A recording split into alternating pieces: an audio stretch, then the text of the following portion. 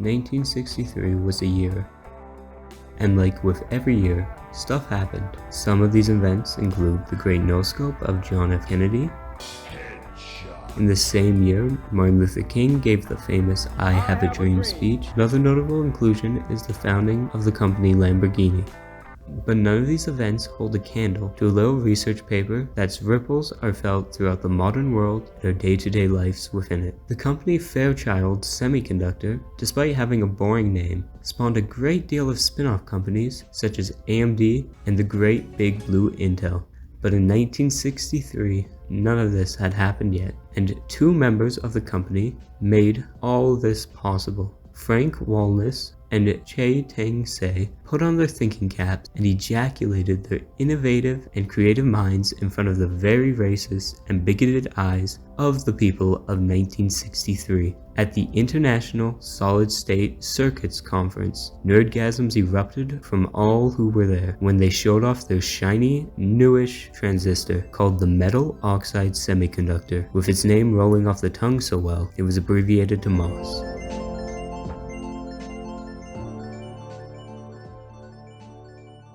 The MOS had advantages over the current household name of transistors, the BJT, or bipolar junction transistor. Using a metal gate electrode placed on top the oxide insulator and then taking that oxide insulator and placing that on top of the semiconductor material itself, the MOS beat the BJT, with the MOS having lower power consumption, higher switching speeds, and an easier fabrication process.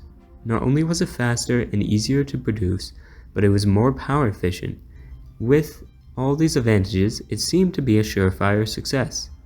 However, the MOS would not see wide-scale adoption at first due to its drawbacks.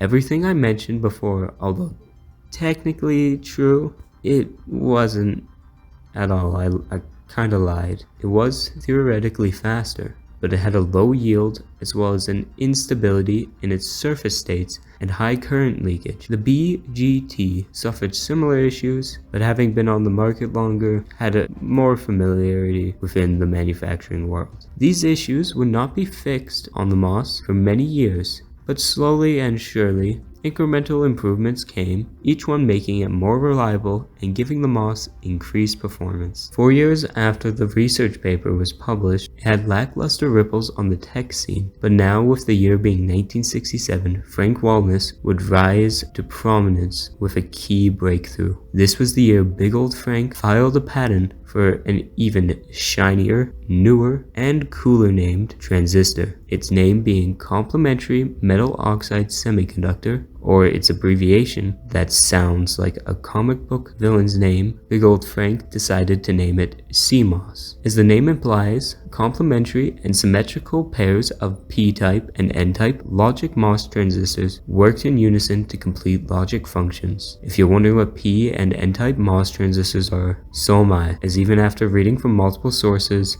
I have no easy way to explain, nor do I really know myself. The CMOS, however, had a neat party trick. The two logic-type transistors provided it with high noise immunity and low static power consumption.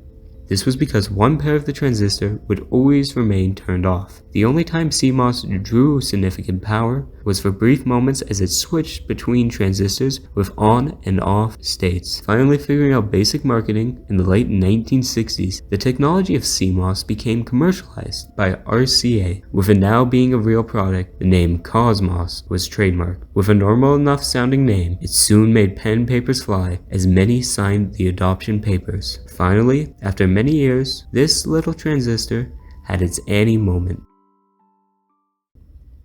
Its first new daddy was integrated circuits, as the Cosmos became standard in their construction.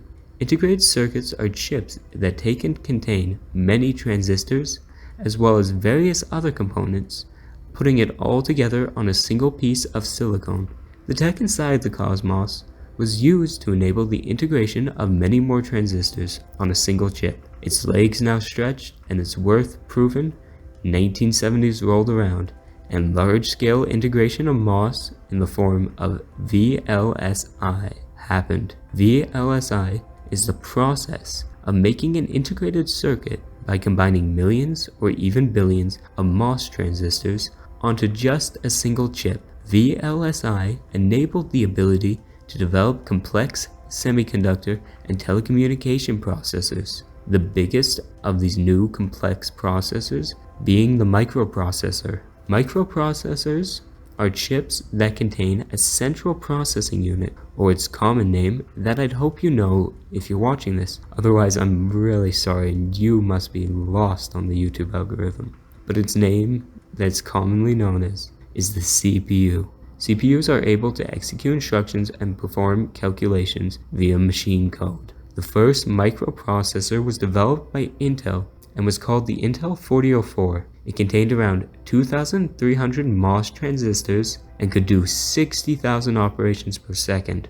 Of course, this would not be the end of the story for MOS or Intel, but we won't dwell on that until next time.